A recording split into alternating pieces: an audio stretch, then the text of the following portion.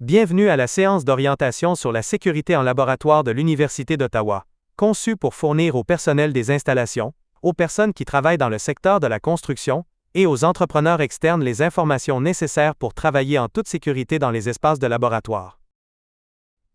En regardant ces 6 photos, vous vous demandez peut-être lesquelles représentent des laboratoires. La réponse est « toutes ». Vous apprendrez au cours de cette séance que les espaces de laboratoire de l'Université d'Ottawa sont tous différents et disposent de leurs propres équipements, risques et protocoles de sécurité. Peu importe comment ils sont aménagés, votre rôle consiste à soutenir les activités de recherche et d'enseignement de l'université. La formation aborde les notions générales de sécurité en laboratoire et comporte 3 sections. Le travail en laboratoire, y compris les étapes clés à suivre avant, pendant et après l'exécution de tâches occasionnelles. Les procédures d'urgence. Les stratégies pour reconnaître les dangers en laboratoire, en vous familiarisant notamment avec les types de laboratoires de recherche de l'université, les risques courants et les moyens de vous protéger. Il est important de noter que votre seule participation à cette séance ne suffit pas pour vous protéger lorsque vous effectuez des tâches dans les laboratoires de l'université, pas plus qu'elle ne vous permet d'accéder librement et sans autorisation à ces installations sur le campus. Commençons par en apprendre un peu plus sur le processus de planification et d'exécution de votre travail en laboratoire. Pour travailler en laboratoire en toute sécurité, il faut avant tout vous coordonner avec les personnes responsables et comprendre les risques auxquels vous vous exposez. Tout travail doit être coordonné à l'avance afin de s'assurer que vous avez suivi la formation requise pour le laboratoire concerné. Vous disposez de l'équipement de protection individuelle, EPI adéquat. Les personnes qui utilisent l'espace régulièrement peuvent sécuriser les produits chimiques, les expériences et l'équipement fragile. En général, la coordination se fait entre la représentante ou le représentant de l'université, votre personne ressource, et là où le gestionnaire des installations du bâtiment dans lequel se trouve le laboratoire. Cette personne ressource est votre principal point de contact. Il peut s'agir d'une ou d'un chef d'équipe, d'une ou d'un responsable du corps de métier, d'une ou d'un gestionnaire de projet, ou encore d'une planificatrice ou d'un planificateur de projet. Vous devez avoir ces coordonnées et pouvoir le ou la contacter pendant que vous travaillez. Entrer dans un laboratoire sans permission ou sans suivre les instructions données vous expose aux risques suivants. Subir des blessures graves, endommager de l'équipement fragile et coûteux, et compromettre plusieurs mois ou années de recherche. La coordination est la première étape pour prévenir ce type de situation. Lorsque vous travaillez dans un laboratoire, vous avez le droit de connaître les risques auxquels vous vous exposez. Avant de commencer, vous devriez avoir confiance dans les mesures de sécurité mises en place grâce au processus de coordination. Avant de mettre les pieds dans le laboratoire, posez-vous les questions suivantes. Quels sont les dangers? Que pourrait-il arriver? Comment gère-t-on le tout? Comment travailler de façon sécuritaire? Vous êtes responsable de communiquer avec votre personne ressource ou votre superviseur ou superviseur pour obtenir les clarifications nécessaires au préalable. Comme nous l'avons déjà mentionné, déterminer les pays adéquats est une étape importante du processus de coordination. L'équipement requis dépend du laboratoire dans lequel vous travaillez, du type de travail effectué et des autres activités qui se déroulent à proximité. Avant d'entrer dans le laboratoire, procurez-vous les PI requis auprès de votre superviseur ou superviseur, qui vous indiquera comment le mettre et le retirer. Prenez le temps de vérifier que vous avez tout l'équipement requis conformément aux indications affichées. Si vous travaillez pour un fournisseur externe, il doit vous fournir les PI minimales recommandées, sauf pour les salles blanches, que nous présenterons à la diapositive suivante. Même si vous recevrez des directives précises, les PI minimales recommandées est très semblable à celui que doit porter le personnel de laboratoire habituel. Pour tous les laboratoires, vous devez retirer vos bijoux, attacher vos cheveux s'ils sont longs et porter des souliers fermés, et porter des vêtements ajustés et des pantalons et des manches longues pour vous protéger contre les éclaboussures et les déversements.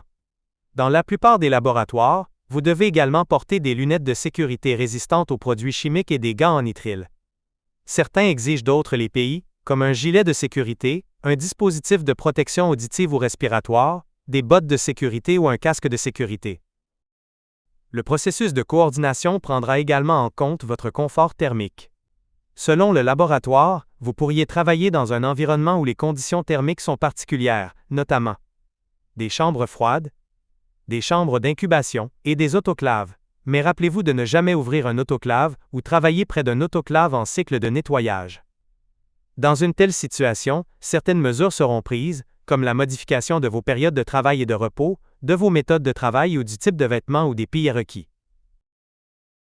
L'activité ou le niveau d'utilisation d'un laboratoire détermine également les PI que vous devez porter, ainsi que les précautions à prendre. Les laboratoires hors service, par exemple, sont inoccupés. Aucun membre du personnel n'y travaille et aucune activité de recherche ne s'y déroule. Toutes les surfaces et les équipements ont été décontaminés. À l'inverse, vous trouverez des produits chimiques et de l'équipement de laboratoire tous rangés de manière appropriée, dans un laboratoire en service sans activité de recherche. Les surfaces de travail sont décontaminées, aucune expérience n'est en cours, et aucun personnel de laboratoire n'est présent. Enfin, dans un laboratoire en service avec activité de recherche en cours, des membres du personnel sont présents et utilisent des produits chimiques et de l'équipement pour réaliser des expériences. La majorité des laboratoires sur les campus de l'université sont en service. Les dangers, comme la présence de résidus chimiques, y sont d'autant plus probables. Même si la pièce est censée être décontaminée, il peut rester un risque à cause des traces de substances présentes dans des zones difficiles à nettoyer. En plus de déterminer les PI requis, le processus de coordination permet d'établir si une personne autorisée doit vous accompagner dans le laboratoire pendant que vous travaillez. Vous remarquerez des affiches d'accès restreint, S ou F, dans le coin supérieur des portes menant à certains laboratoires. Une personne autorisée doit vous accompagner dans le laboratoire si vous voyez ce type d'affichage, qui vise à garantir votre sécurité ainsi que celle des équipements et des activités en cours. Les lettres indiquent également si l'accès est permis en cas d'urgence. Un signe orange avec un S indique que l'entrée est interdite, sauf en cas d'urgence. Un signe rouge avec un F indique que l'entrée est interdite, y compris en cas d'urgence, sauf si une personne autorisée vous accompagne. Voyons maintenant si vous pouvez mettre en pratique vos nouveaux acquis. Imaginez que vous êtes prêt à entrer dans un laboratoire. Vous avez pris toutes les mesures nécessaires au préalable. Vous avez coordonné votre travail, vous êtes au bon endroit et au bon moment. Vous avez reçu une formation sur les dangers potentiels dans ce laboratoire. Vous avez les PI requis et vous savez comment l'utiliser. Une affiche sur la porte indique « Ne pas entrer ». Expérience en cours. Équipement sensible. Mettez la vidéo sur pause et réfléchissez à ce que vous feriez. Votre premier réflexe devrait être de communiquer avec votre personne ressource de l'université pour confirmer la marche à suivre. Voilà pourquoi il est important d'avoir ces coordonnées. Nous verrons d'autres exemples au cours de cette séance d'orientation. De manière générale, avant d'entrer dans un laboratoire, consultez toujours l'affichage. En plus de vous renseigner sur les PR requis, l'affichage comporte souvent un plan d'étage indiquant les dangers potentiels et les endroits où ils peuvent survenir. Après avoir vérifié l'affichage, annoncez votre arrivée au personnel du laboratoire. Cognez à la porte, présentez-vous et attendez une réponse. Votre arrivée ne devrait pas être une surprise. Informez les personnes présentes de votre identité et rappelez-leur la raison de votre présence. Selon la nature de votre travail, vous pourriez devoir délimiter un espace restreint. Installez une affiche. Pendant que vous travaillez, assurez la sécurité des lieux. Vous jouez un rôle clé dans la prévention du vol, de l'utilisation abusive de l'équipement et de la libération intentionnelle de substances biologiques, radiologiques ou chimiques dangereuses. Ne laissez aucune porte entrouverte afin de ne pas perturber la ventilation et éviter que des personnes non autorisées entrent dans le laboratoire. Il vaut mieux garder toutes les portes à fermer, car certaines sont munies d'une alarme qui pourrait se déclencher. Pendant que vous effectuez votre travail, suivez les 12 règles générales suivantes pour assurer votre sécurité et éviter de perturber les activités du laboratoire. Premièrement, faites en sorte que votre présence dérange le moins possible. Assurez-vous également de respecter l'horaire établi par votre personne ressource de l'université pendant le processus de coordination. Gardez sur vous une pièce d'identité et votre preuve d'autorisation pour les présenter en cas de vérification. N'apportez aucune nourriture ou boisson, même de l'eau, laissez toujours votre bouteille d'eau à l'extérieur du laboratoire. La gomme à mâcher est aussi interdite. Les appareils, comme les réfrigérateurs, les micro-ondes, les bouilloires et les plaques chauffantes, sont strictement réservés à l'usage du laboratoire. En règle générale, abstenez-vous de toucher ou de déplacer des objets dans les laboratoires. S'il vous faut déplacer quelque chose, demandez à votre personne ressource de l'université ou au personnel de laboratoire. Ne placez pas non plus d'effets personnels sur les surfaces du laboratoire. Pensez plutôt à apporter une planchette à pince ou une table portative. Par mesure de précaution, présumez que toutes les surfaces dans la pièce sont contaminées. N'écoutez pas de musique, ce qui pourrait vous empêcher d'entendre une alerte d'urgence et accroître les risques de contamination par contact avec les oreilles. Toutefois, il se peut que l'utilisation d'un dispositif de protection auditive, comme un casque anti-bruit ou des bouchons, soit requise dans certaines situations. Ne montez pas sur les plans de travail du laboratoire, qui pourraient être contaminés. Si vous devez travailler en hauteur au-dessus de ces surfaces, apportez une échelle. Ce type de travail nécessite toujours une planification, car le simple retrait d'une dalle de plafond peut répandre de la poussière.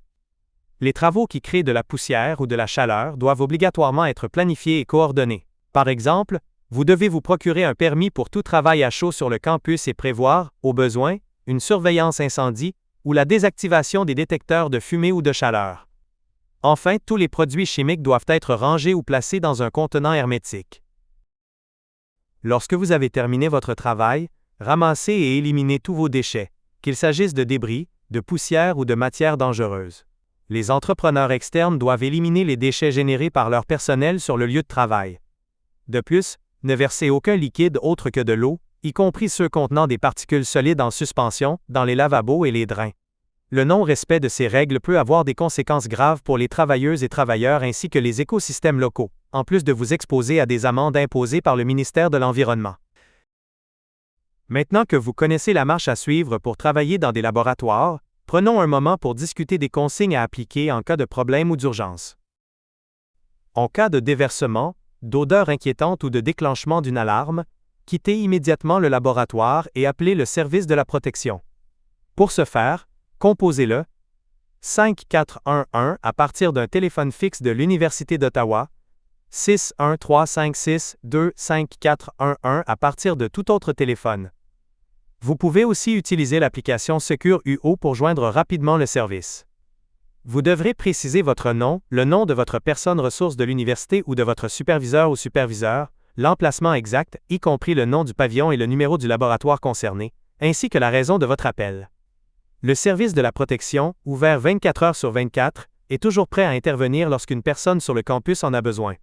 Vous obtiendrez plus rapidement de l'aide que si vous composez le 911, car le personnel du service connaît bien le campus, peut déverrouiller les portes et barrières, et s'occupera de signaler la situation au service d'urgence et de coordonner l'intervention au besoin. Vous vous demandez peut-être, quelles odeurs doivent être signalées? Il est tout à fait normal de sentir différentes odeurs chimiques dans un laboratoire. Elles sont généralement sans danger.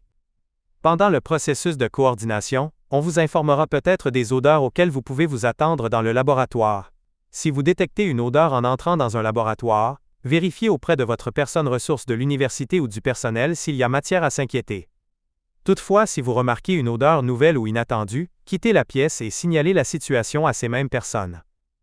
Voici quelques exemples d'odeurs à signaler. Odeur sucrée ou d'amande. Odeur douce. Odeur de poisson. Odeur de brûlé ou de fonte. Odeur ou goût de métal. Si vous ne savez pas s'il s'agit d'une odeur inhabituelle, quittez la pièce et communiquez avec une ou un membre du personnel de laboratoire ou votre personne ressource de l'université. Après votre premier appel, communiquez avec votre personne ressource de l'université ou votre superviseur ou superviseur. Vous devez signaler tout accident ou incident dès que possible ou au plus tard dans les 24 heures, qu'il s'agisse d'une blessure, d'un incident évité de justesse, d'une inondation, d'une fuite de gaz, de dommages matériels ou de décharge électrique. Si quelque chose vous semble inhabituel, ou qu'un incident se produit dans un laboratoire, informez aussi les membres du personnel présent. Un détail qui peut vous sembler inoffensif peut avoir des répercussions majeures sur ces personnes ou sur leurs travaux de recherche. Vous trouvez de l'équipement d'urgence dans tous les laboratoires. Lorsque vous entrez dans un laboratoire, prenez quelques minutes pour identifier les douches oculaires et d'urgence, ainsi que les trousses d'intervention en cas de déversement et de premiers soins. Rien ne doit obstruer l'accès à cet équipement, qui doit être bien identifié et prêt à l'emploi. Pour augmenter la ventilation et alerter le service de la protection, appuyez sur le bouton rouge au mur, à proximité de l'équipement d'urgence.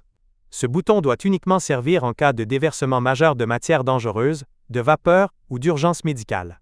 N'appuyez pas dessus si une alarme est déjà activée. En cas de contact avec une substance chimique ou d'éclaboussure, actionnez la douche d'urgence en tirant sur la poignée pour faire couler l'eau.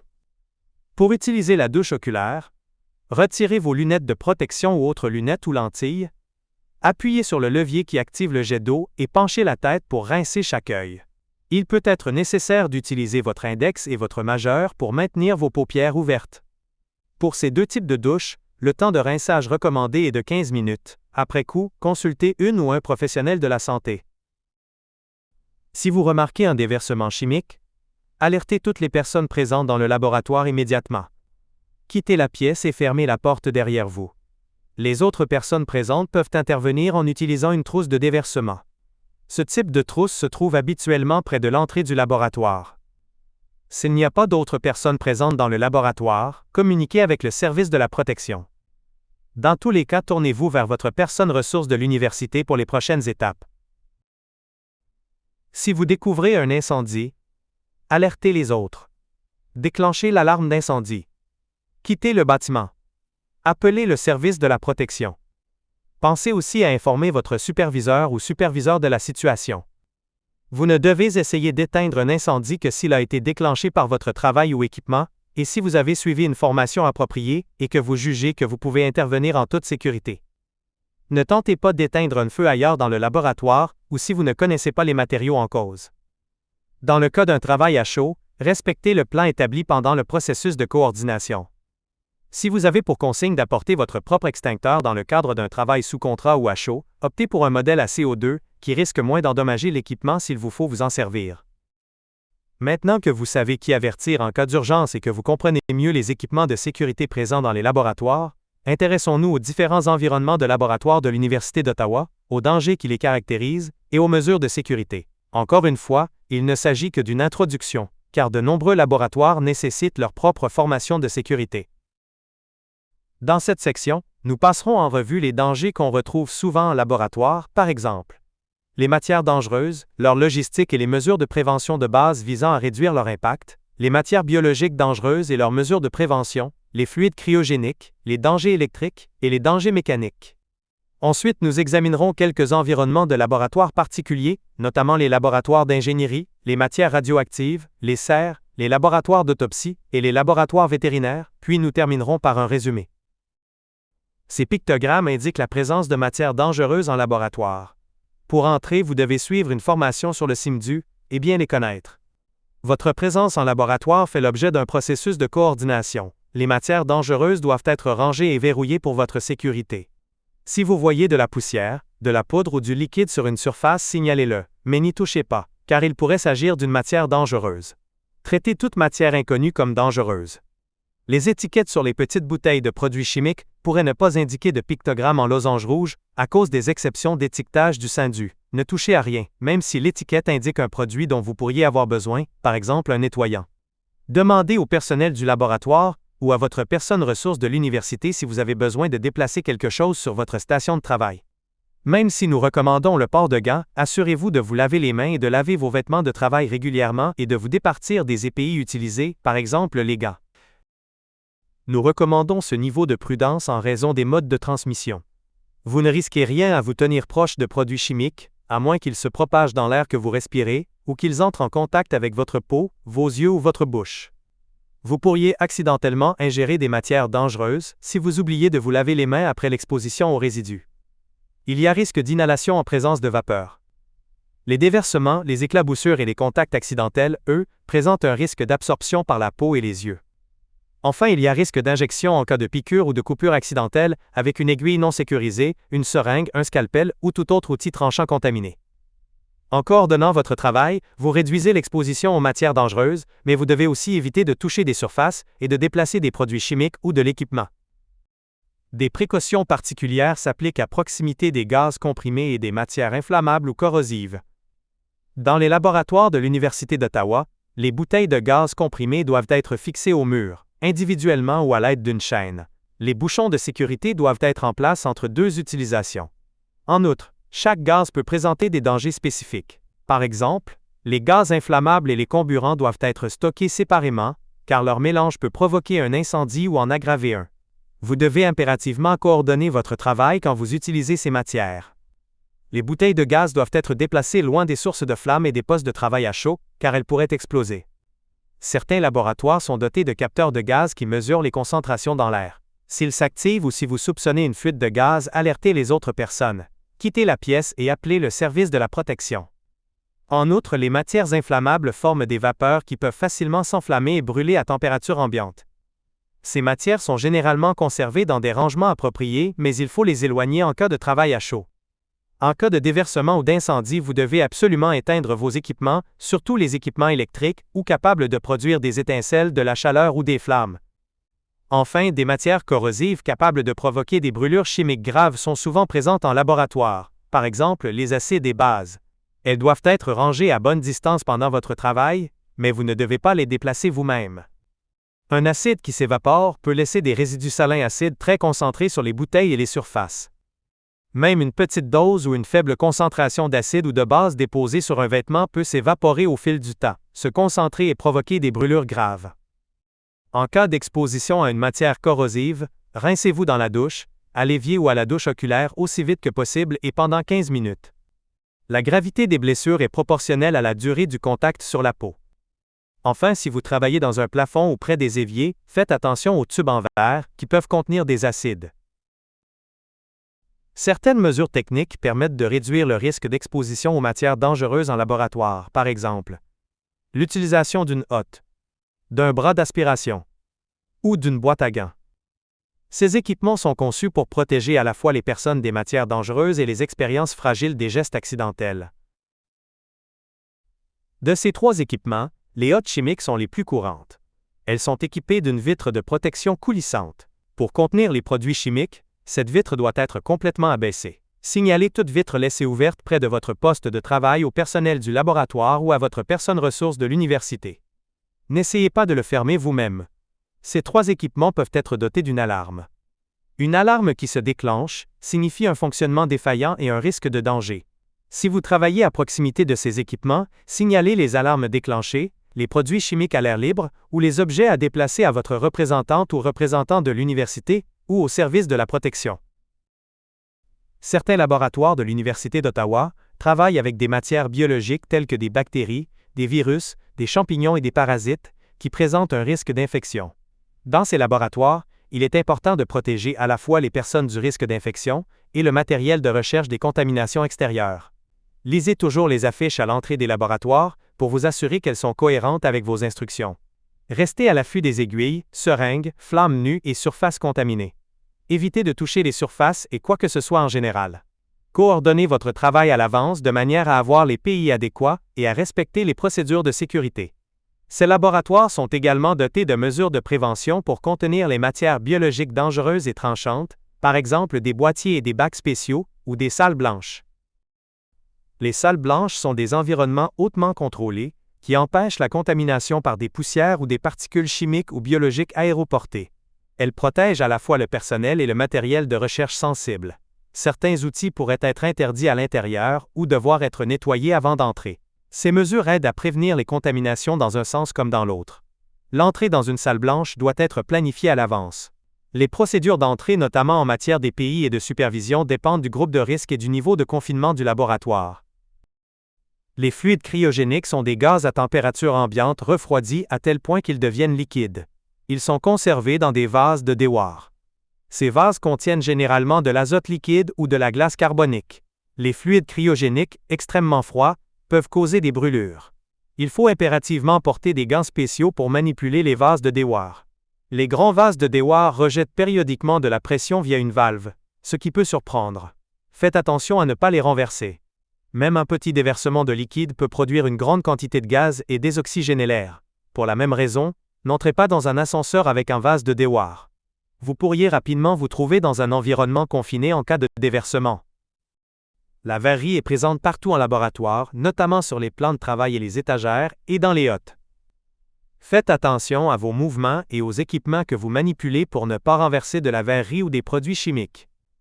Demandez au personnel de laboratoire de déplacer la verrerie pour vous, même si elle ne semble contenir que de l'eau ou qu'elle semble propre. Signalez toute verrerie cassée au personnel du laboratoire et à la représentante ou au représentant de l'université. Ne la ramassez jamais vous-même. Pensez aux dangers électriques présents dans le laboratoire, mais aussi à ceux que présente le matériel que vous apportez. Certains laboratoires sont dotés d'équipements haute tension. N'utilisez pas les prises électriques sans autorisation. Les outils à batterie ou à pile sont particulièrement pratiques. Les prises électriques et le matériel suivent un schéma de branchement spécifique au laboratoire. Vous apercevrez parfois des prises électriques rouges. Elles sont réservées aux urgences et au matériel sensible. N'utilisez que des appareils électriques homologués CSA et non modifiés. Assurez-vous que les câbles de branchement ne présentent pas de risque de trébuchement. Dans les laboratoires de mécanique, les mouvements linéaires et rotatoires des équipements, par exemple les tours, les fraiseuses, les perceuses et les scies, posent un risque de blessure. N'utilisez et ne déplacez pas vous-même l'équipement, même si vous savez le faire. Respectez le périmètre de sécurité bien délimité autour de l'équipement. Si votre travail génère de la poussière, assurez-vous de connaître les mesures de prévention des incendies appropriées. Sur le sol, vous trouverez souvent des pompes à vide. Elles doivent être placées dans des contenants secondaires pour éviter les fuites d'huile. Assurez-vous que les équipements dotés d'une courroie d'entraînement circulaire ont un dispositif de protection en place. Si vous avez un doute, signalez-le à l'équipe du laboratoire et/ou à votre représentante ou représentant de l'université. En cas d'urgence, on trouve souvent sur ces équipements des boutons d'arrêt d'urgence généralement rouges. L'Université d'Ottawa possède quelques laboratoires d'ingénierie particuliers, notamment l'usine pilote de génie chimique, dans laquelle on trouve des réacteurs chimiques constitués de colonnes de distillation et de canalisation de retour de vapeur. Faites attention aux surfaces qui peuvent devenir très chaudes ou très froides. L'université se tient aussi des activités de recherche en combustion sur la manière dont brûlent les mélanges gazeux et les copeaux de bois. Vous ne devez pas entrer dans les chambres de combustion pendant les expériences, à cause du risque d'exposition à la chaleur, aux flammes et au gaz. Enfin, vous ne devez pas entrer dans certains espaces étudiants, par exemple les cabines de peinture et de ventilation, à cause du risque lié aux isocyanates et aux gaz d'échappement. Comme c'est toujours le cas en laboratoire, votre travail en laboratoire d'ingénierie doit être coordonné à l'avance, et vous devez utiliser de l'EPI, par exemple des chaussures en embout d'acier, un casque de sécurité, et potentiellement des protections auditives et respiratoires. Il existe aussi des laboratoires d'ingénierie de structure. Dans ces espaces, on construit, on teste et on démolit sans arrêt des murs en ciment, en pierre ou en briques. Mettez la vidéo en pause et observez cette image. Quel danger remarquez-vous? Vous aurez peut-être remarqué des barres d'armature qui dépassent, des matériaux empilés, des sacs de ciment et de silice, des risques de trébuchement et peut-être même un déversement entre autres. Dans ces espaces, prenez les mêmes précautions que si vous étiez sur un chantier de construction. Portez attention à ce qui vous entoure et repérez les dangers. Vous devrez également porter de l'EPI dans ces espaces, notamment un casque et des chaussures et des lunettes de sécurité. Notre laboratoire hydraulique est doté d'un canal, qui contient beaucoup d'eau, pour tester le mouvement de l'eau et du sol dans différentes conditions. Un canal peut devenir un environnement confiné, et les surfaces qui l'entourent sont glissantes. Vous devrez prendre certaines précautions vis-à-vis de l'eau si vous travaillez près du canal. Par exemple, travailler au-dessus de celui-ci nécessite une formation sur le travail en hauteur au-dessus de l'eau. La coordination est ici cruciale, car elle permet de déterminer les formations nécessaires au travail. Dans certains laboratoires de l'Université d'Ottawa, les équipes utilisent des rayons X et des isotopes radioactifs à faible dose, toujours dans les limites réglementaires. Malgré cela, toutes les sources et substances radioactives doivent être conservées dans des conteneurs en plomb ou en plexiglas, deux matériaux qui bloquent les radiations. Les équipements qui émettent des radiations doivent être éteints ou protégés et verrouillés dans leur boîtier de protection interne. Les rayons X ne posent un danger que si l'équipement est allumé. Un indicateur lumineux permet de vérifier si c'est le cas ou non. De manière générale, vous serez en sécurité dans ces laboratoires si vous suivez les consignes affichées, respectez les mesures de protection et travaillez dans les zones désignées. Vous ne devriez pas avoir besoin d'EPI spécialisés, mais là où le spécialiste des radiations sur le campus pourra répondre à vos questions, par exemple sur les dosimètres. Les appareils à résonance magnétique nucléaire, RMN, sont des aimants supraconducteurs qui génèrent de puissants champs magnétiques et électromagnétiques. En général, si les médecins vous interdisent de passer une IRM, vous ne devriez pas travailler à proximité d'un appareil à RMN ou d'un autre appareil de recherche à aimants puissants. En effet, ces machines peuvent perturber le fonctionnement des stimulateurs cardiaques et des pompes à insuline et affecter les vis, les broches, les plaques et autres implants médicaux. Elles peuvent également endommager ou effacer les données magnétiques, qu'on trouve par exemple dans les cartes de crédit, et perturber les appareils électroniques sensibles.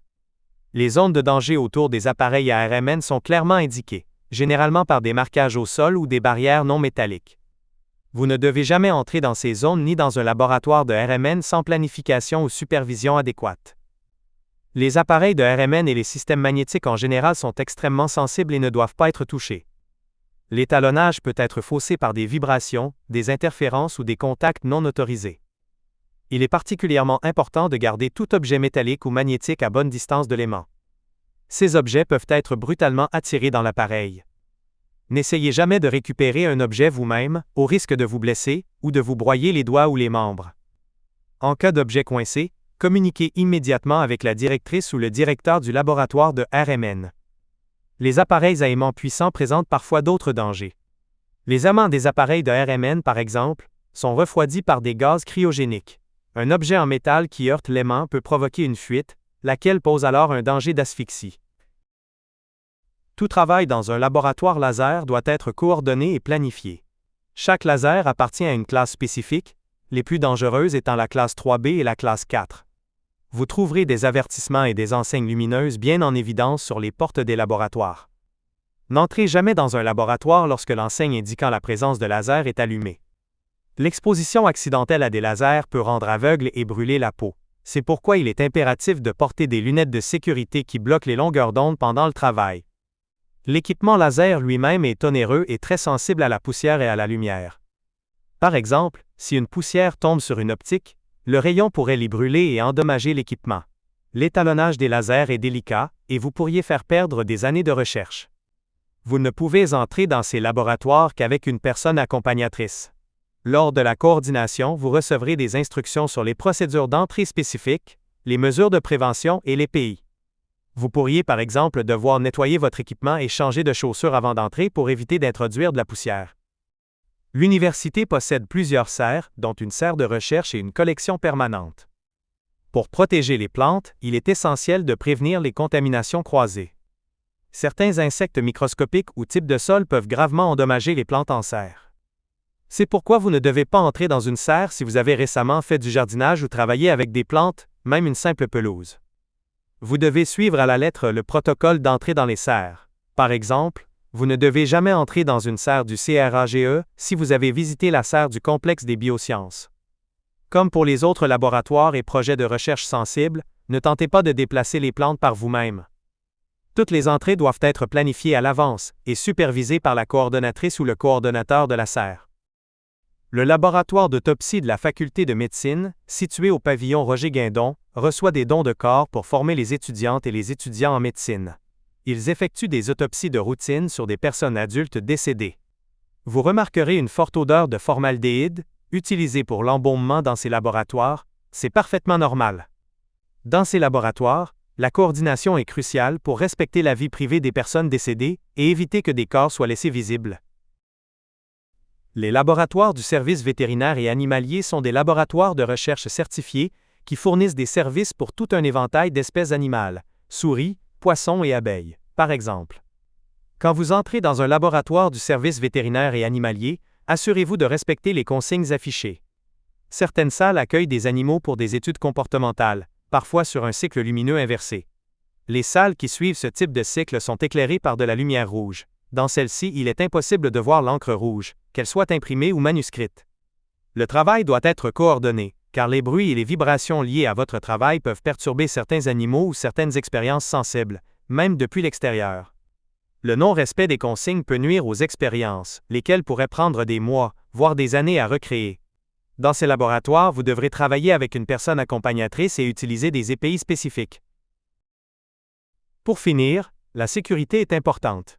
Quand vous commencerez à travailler dans les laboratoires de l'Université d'Ottawa, faites attention aux dangers, aux expériences sensibles et à la prévention des dégâts, et communiquez avec les bonnes personnes quand c'est nécessaire.